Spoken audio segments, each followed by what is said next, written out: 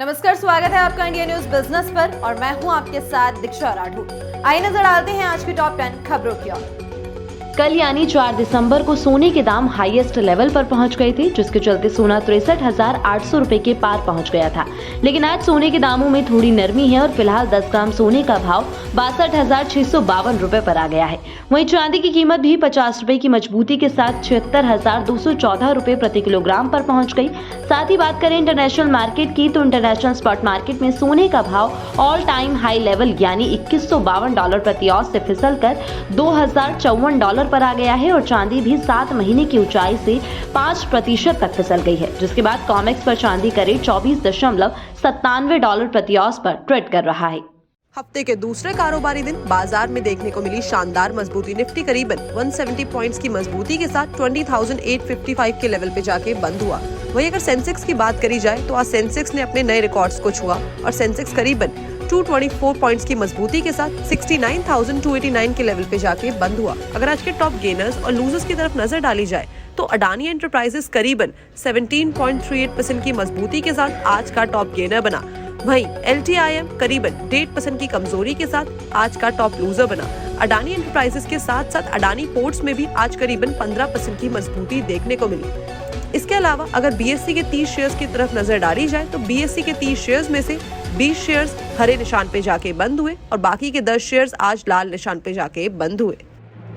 घरेलू आर्थिक गतिविधि बढ़ने और त्योहारों के दौरान खरीदारी की वजह से GST कलेक्शन में बढ़ोतरी दर्ज की गई है। तो इसी के चलते वित्त मंत्री निर्मला सीतारमण ने सोमवार को कहा कि 1 जुलाई 2017 में लागू होने के बाद से GST कलेक्शन में एनुअल बेसिस पर बढ़ोतरी देखी जा रही है और करंट फाइनेंशियल ईयर में अब तक average gross monthly collection 1.66 lakh crore रुपए है। वहीं लोकसभा में एक सवाल के लिखित उत्तर में उन्होंने कहा कि GST collection current financial year के हर महीने में 1.50 लाख करोड़ रुपए को पार कर गया और अप्रैल 2023 में 1.87 लाख करोड़ रुपए के रिकॉर्ड हाई लेवल पर पहुंच गया था। 1 जुलाई 2017 से GST के लागू होने के बाद से GST collection year on year basis पर लगातार बढ़ता दिख रहा है। फाइनेंशियल ईयर 2023-24 में average gross monthly GST collection अब 1.66 लाख करोड़ रुपए है, जो पिछले साल फाइनेंशियल ईयर के सेम ड्यूरेशन के कंपैरिजन में 11% ज्यादा है। इंडियन इकोनॉमी के लिए डे बाय डे कोई ना कोई स्टेबल इकोनॉमी के अच्छे परफॉर्मेंस के लिए खबर आती जा रही है।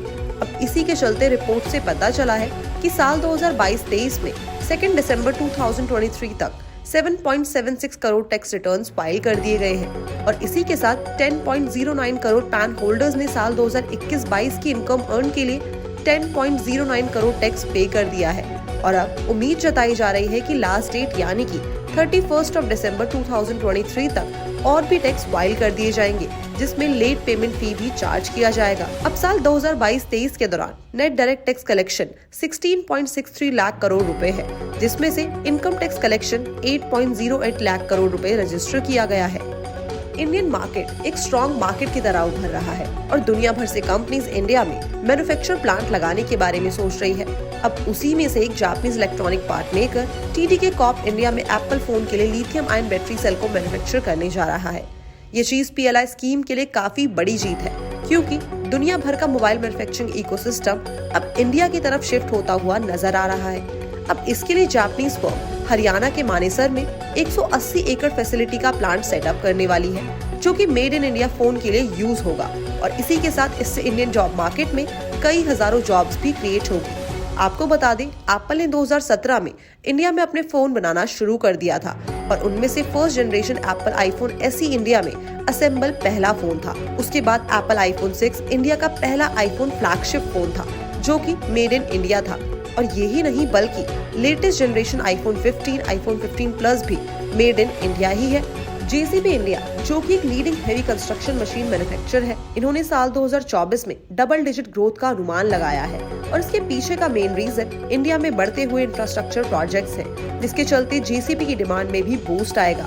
इसी के साथ कंपनी ने साल 2022 में 35,000 मशीन्स की डोमेस्टिक सेल के साथ अपना टारगेट भी अचीव कर लिया है और साल 2023 के एंड तक 45,000 यूनिट्स की सेल्स का अनुमान लगाया गया है, जो कि सीधा 30% का अपसाइड है। अब मंडे यानी कि कल कंपनी ने अपने नए मेड इन मशीन को भी अनवील कर दिया है, जो कि हाइड्रोजन कंबशन इंजन के साथ डेवलप की गई है। इसके साथ ही साथ इस मशीन से nation wide expansion of hydrogen charging infrastructure को भी बढ़ावा देने का काम किया जाएगा। और इसके साथ ही कंपनी ने बताया है कि अराउंड 65% कंस्ट्रक्शन मशीन इंडिया के रूरल एरिया में सोल्ड हुई है। भारत के सर्विस सेक्टर की एक्टिविटीज नवंबर में 1 साल के निचले स्तर पर पहुंच गई है। नए ऑर्डर मिलने और काम पूरा करने की स्लो पेस के कारण ये गिरावट दर्ज की गई है। आपको बता दें कि भारत का service PMI business activity index नवंबर में 1 साल के निचले स्तर यानी कि 56.9 पर पहुंच गया है, जो कि अक्टूबर में 58.4 पर था। मंथली बेसिस पर गिरावट के बावजूद रेट ऑफ एक्सपेंशन इसके लॉन्ग टर्म एवरेज से ज्यादा मजबूत है।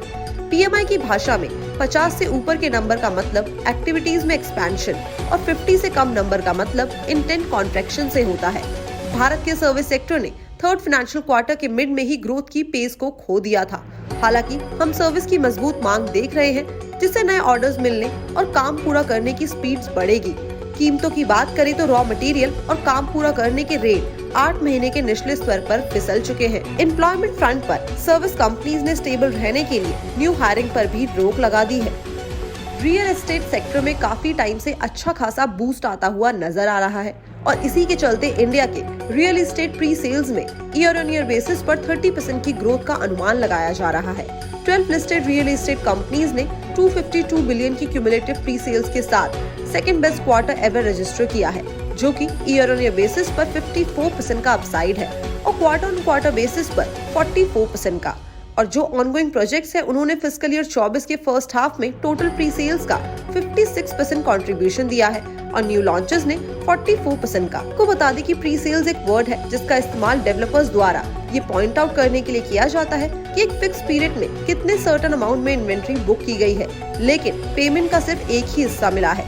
प्री सेल्स कंपनी के फ्यूचर के कैश फ्लो और विजिबिलिटी ऑफ कलेक्शन प्रोवाइड करती है और साथ ही साथ डेवलपर्स के लिए स्ट्रैटेजी बनाने और उनके नए प्रोडक्ट लॉन्च के समय एक इम्पोर्टेंट इनपुट के रूप में काम आती है।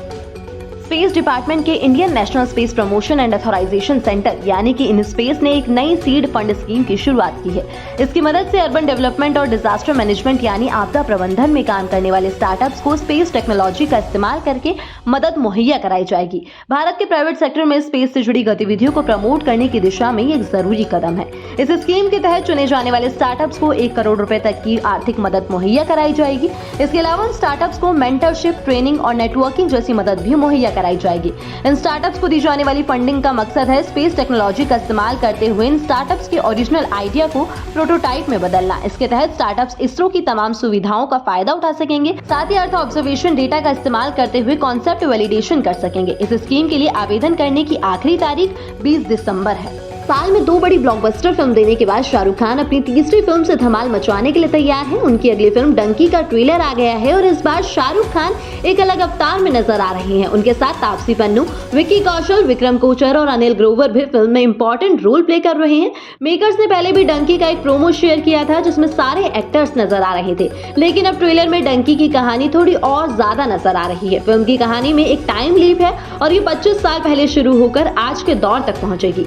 मजेदार अंदाज में शुरू हो रही कहानी धीरे धीरे एक सीरियस टॉपिक में बदल जाती है और उसके बाद मॉडर्न दौर में पहुंचती है जहां शाहरुख उम्रदराज नजर आ रहे हैं। डंकी का ट्रेलर दिलचस्प है और कहानी जानने का इंटरेस्ट बनाए रखता है। इसमें हिंट मिलता है कि लंदन जाने का सपना पूरा करने में फिल्म के किरदारों के साथ कुछ बहुत गलत चीज हुई है, जिसे अब सही करने शाहरुख का किरदार निकला है।